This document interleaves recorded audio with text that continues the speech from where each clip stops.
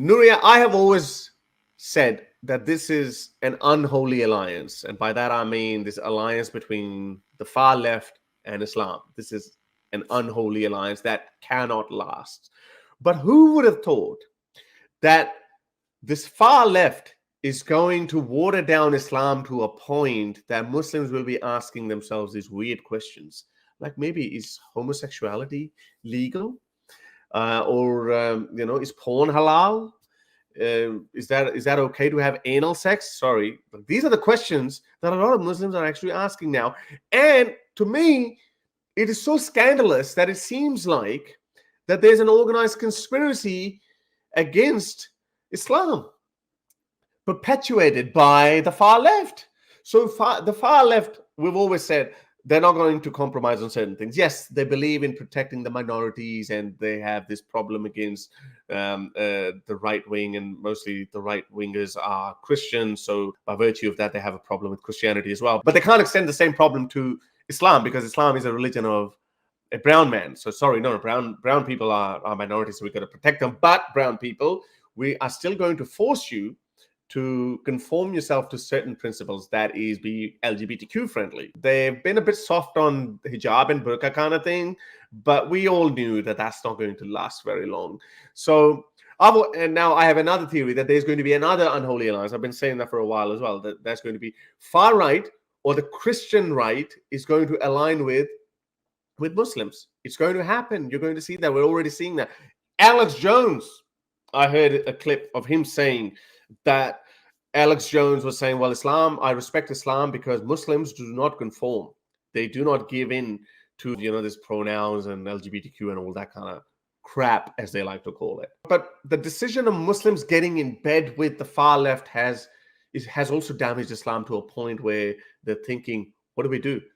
Linda Sarsour, Ilhan Omar, Yasir Qadhi, these guys were forced on national TV to say that it's okay if you're LGBTQ. Maybe not Islamically, but it's okay. You live in a secular country, that's fine. We have no problem with that. And they copped a lot of stick for that. But, Nuria, let me show you something. Just when you thought you have seen everything, look at the kind of books that are being published, that are being, I don't know who's behind that, but the kind of books that are being published to corrupt the minds of our Muslim youth. You ready, Nuria? Born ready. In defense of porn in the light of Quran and authentic Sunnah. What do you think No could be? way. What do you think could be in that book? I'm concerned that the reviews are so terrible. There've only been 2 reviews, so go out there and give it a 5 star. An average of 1 star from 2 Yeah, reviews. give it a 5 star. Okay, that's not it, Nuria. Just when you thought you'd seen it all. Jeez, in defense. Why masturbation is not a sin in the Bible. A detailed refutation of those who forbid masturbation. Attaboy. That's a decent. They've extended that to Bible as well. But look at this. Mm-hmm. Look at this. Why sex from behind is halal in Islam. Evidence from the Quran and the authentic Sunnah. That I want to see. That I need to preview. I think the Quran part is. I think it's that infamous verse. He's going to interpret it the way he wants to interpret it. That, your wives are your tilth. You can come onto them. Oh, right. I don't know. Look, it's a whole book. I don't know how many pages is written. That's what I mean. You can only talk about that for like a couple of pages. What else? Yeah, I know. We've again shown 1 star, or just about 2 with 4 reviews on average. Okay. To the best of my knowledge, anal sex is not allowed. Look at this. This is Sahih Muslim 1435. You just print that folder of yours, Horace, and make a book about the complete opposite and say, here you go. It is permissible for a man to have intercourse with his wife from the front or from the back without entering the behind. So you can have doggy style, but you can't enter from behind. This hadith has been reported on the authority of Jabir through another chain of transmitters, but in the hadith transmitter on the authority of Zuhri, there is an addition of these words. If he likes, he may have intercourse being on the back or in front of her, So you can have missionary, and thank you very much for allowing doggy style, but it should be through one opening only, i.e. Yeah, definitely no. Anal is definitely off the table there, for sure. But this guy, I don't know, guys. Maybe I'm just giving free publicity. Maybe, those Muslims who are who want to try other things. Maybe, you can. He Get might give inspired you. from that book. Read that book. He might give you a good, solid rationale that you can come to terms with. But that's not it. He also said why masturbation is not forbidden in Islam, dispelling the wrong argument that have plagued for centuries on masturbation. So all you cheeky young men out there, you're struggling. You're like, no, you're not finding a girl. You're an incel or something. Don't feel bad about it. Okay, it's okay. It's halal in Islam. Okay, there's something more. Not that they needed these books, because even Zakir Naik kind of said it was haram, halal. Yeah, remember a while ago? He said that. What's this Not one? that people should ever listen to him. Why premarital sex? What? No, this is not plausible. No. Why premarital sex is halal in Islam? The truth which no one has ever dared to tell you. Oh my! If Islam is this great, by the way, I'm converting back away to the sex slavery. I wouldn't mind being part of it again.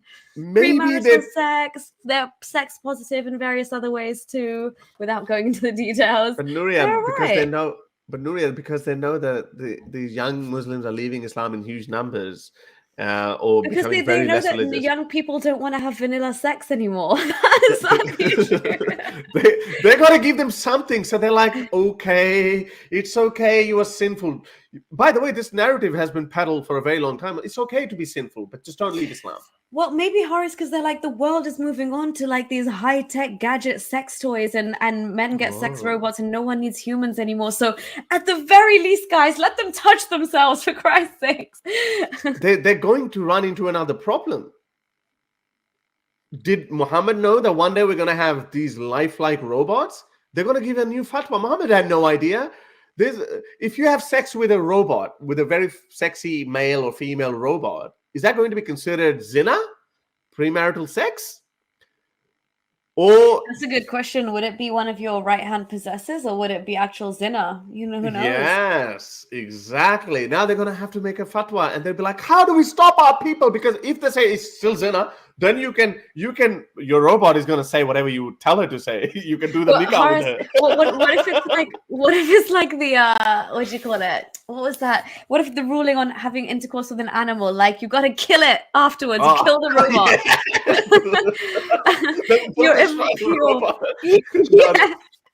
No, but seriously, if they say no, it's still zina, you have to marry it or her. Marry it, you stone it then to death, and you get whipped and stoned as well if you want. You get a qadi, and you do the ceremony, and that's it. You say kabula, kabula, kabula, yes. That's hey, there's the issue of consent in a normal world, but since Islam don't care about consent, you'll be fine. Silence is consent. Even in the world of sex robots, men are fine. Muslim men are fine. Yes, silence is consent. That's a very good point. So even people can actually. Oh my, Nuria, you're a genius. You just gave me an idea. So I was talking about artificial intelligence robots, but now these sex dolls can't talk, yeah? So playing with these sex dolls is not zina, because the doll is silent. So, silence is consent. It just means she's shy, Horace. Sure, that's it. Yeah. But only this is all a joke, by the way, about sex robots. I'm not condoning anyone like Horace to actually do that. Fine. No, but sex robots are fine. No, exactly. That's why I was just making sure. Because I just said to you to do your thing. I didn't mean without someone's. Yeah. Okay. So premarital sex is halal, but it gets interesting. Have a look at this one. Wow, this is a very chill Islam. Why oral sex is halal in Islam? Oh my days. Well, where, Horace, can you think of anywhere where the Quran says give fellatio?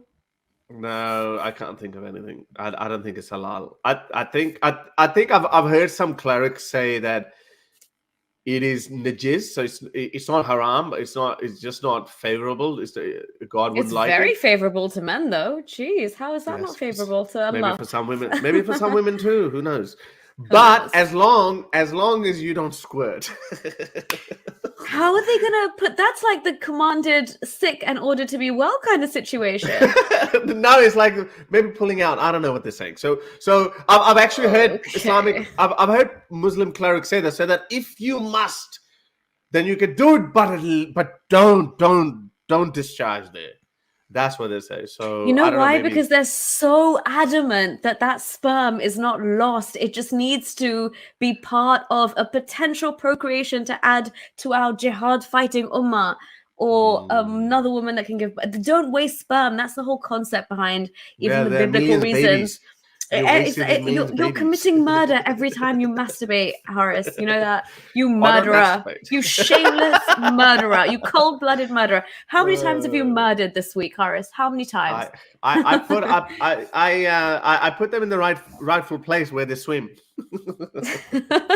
The toilet bowl. Oh Okay, gosh. listen to this one. Last one. Why homosexuality is not forbidden in Oh Islam. gee, I've heard it all now. I've literally seen and heard it all. You're absolutely right. I reckon. Tell this to okay. So the author of these books is C.J. Ahmed. Under a necessity. When is it ever necessary to be gay? What? And okay, this just proves that people. No. I'm sorry, Horace, no disrespect, because you're also an author, but Trolls. anyone, any Tom, Dick, or no pun intended, Harry can write a book and self-publish on under a necessity. You don't even know what being gay means. If people are turning gay at the drop of a hat because it's a necessity, tell that to the people in prison that have dropped soap. Did they drop the soap out of necessity? Oh my god! It is a necessity. Like if there's nothing available, then maybe his next book is going to be why sex with animals is allowed under Islam under a necessity. Honestly, let me just turn the tap of bestiality and gayness on when and as I please. Yeah, sure. So But yes, it does happen. It does happen in the Middle East where men who are deprived of their families, again, these are the modern slave labor that we'd consider all along, like all around the GCC. Part of the kafala system where their passports are confiscated. So these men live in, I've talked about it loads with you, but labor camp situations are dire. Like, think about the worst kind of like hostile, in disrepair, just not conditions where grown men should be living. And yeah, they're deprived of women, of seeing their family, of honestly in Saudi Arabia, even just glances of the female shape and form, because we're all just covered in black. That's why even as a girl, I'd be careful if this much of my ankle was showing, it could be a problem. That's how deprived they are. So yeah, they do. I mean, I've not seen anything beyond, anything, because obviously it's in public, but I have seen them hold hands and act affectionate as if they were in a romantic relationship with essentially their partner. So yeah, it does happen in that way. But that book is bollocks. Sorry. Multiple books. I don't know if that's been written by some ex-Muslim because he put his name CJ Ahmed. I don't know if this guy's some troll or is some Islamophobe, some white Islamophobe who's trying to cause Sorry, mischief. CJ. No I don't know intent.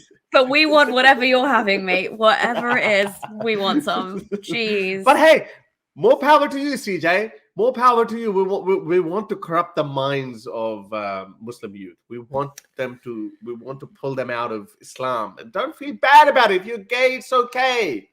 If you want to have premarital sex, it's okay. That's fine. You don't have to be forced to marry to your uncle's daughter if you don't want to, just because your mom and dad are forcing you to marry. It's okay. It's fine. You don't have to feel bad about every time you beat your monkey. It's okay. That's fine. Don't worry about it. It's all good.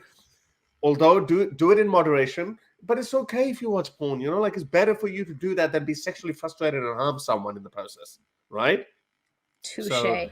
My message to CJ would be, though, if this really is the case, stop. It's like you're blindfolded in a dark room with your arms out and you're trying to find something to hold on to in Islam. If you're trying this hard to make all of these things acceptable under the banner of Islam, mate, the what's it called, Occam's razor, just scrape away and realize Islam isn't it, and do all of those things, but Islam doesn't allow it. If you have to write book after book on one sexual position that Islam clearly warns against, but you're trying to find in a 500-page book all the reasons why it should be allowed.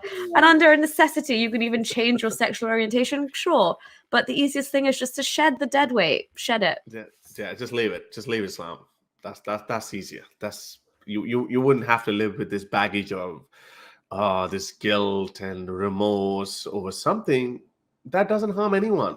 And I promise them that whatever they're looking for, guiltless sex is better than anything you're probably looking for, experiencing right now.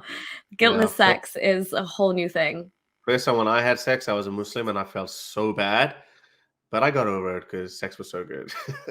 Yeah, that's usually the case. But then the guilt-free sex is just a whole nother level of not weighing you down. Yeah. You know, you don't feel like filth the next day, or not be able to look at yourself in the mirror, or want to go read namaz, or think, what am I doing? Oh God, please forgive me. I have sinned. But I'll do it again tomorrow, but please forgive me. And then you do it again, and the whole cycle repeats. If you like my video and would like to support my channel, then you can be my patron by going to patreon.com/xmuslim, or you can simply buy me a coffee.